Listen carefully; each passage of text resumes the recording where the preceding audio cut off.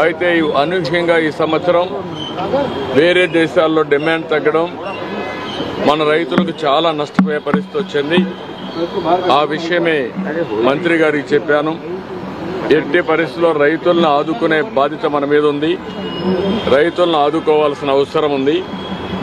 ఏదైతే ఏ విధంగా ఆదుకోవాలనో వారికి అంతా కూడా సజెషన్స్ ఇచ్చాం.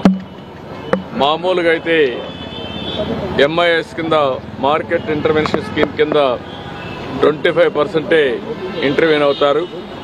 అది కూడా రేట్ ఎస్టాబ్లిష్ చేయడంలో ఐసీఏఆర్ ఏదైతే ఉందో ఆ వ్యవస్థ ఎస్టాబ్లిష్ చేశారు. వాళ్ళు కూడా ప్రాక్టికల్ రేట్ కాకుండా ఆంధ్రప్రదేశ్లో ఉండే కాస్ట్ ఆఫ్ కల్టివేషన్ తీసుకోకుండా వాళ్ళు ఒక రేట్ ఇచ్చే పరిస్థితికి వచ్చారు. అవన్నీ సరిచేయాలని చెప్పాను.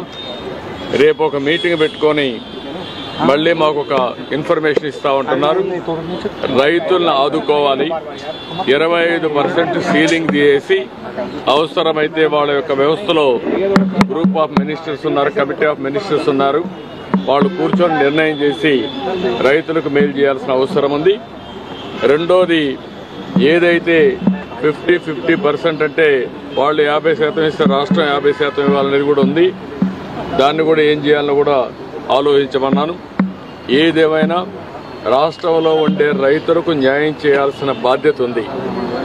అందులో కూడా ఇప్పటికే కొంత మార్కెట్కి వచ్చింది, కొంతమంది నష్టపోయారు, ఇంకా కొంత మార్కెట్లోకి వస్తూ ఉంది.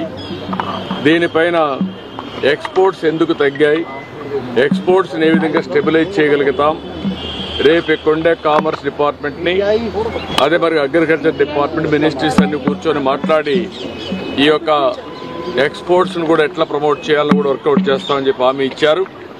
అల్టిమేట్గా ఒక హోలిస్టిక్ అప్రోచ్ 25% నుంచి ఇంకా పెంచడం, ఇంకో పక్కన ఏదైతే రేట్ ఉందో కాస్ట్ ఆఫ్ కల్టివేషన్ ఉందో దాన్ని రియలిస్టిక్గా తీసుకొని చేయడం, మూడోది ఎక్స్పోర్ట్స్ కూడా ప్రమోట్ చేయడం.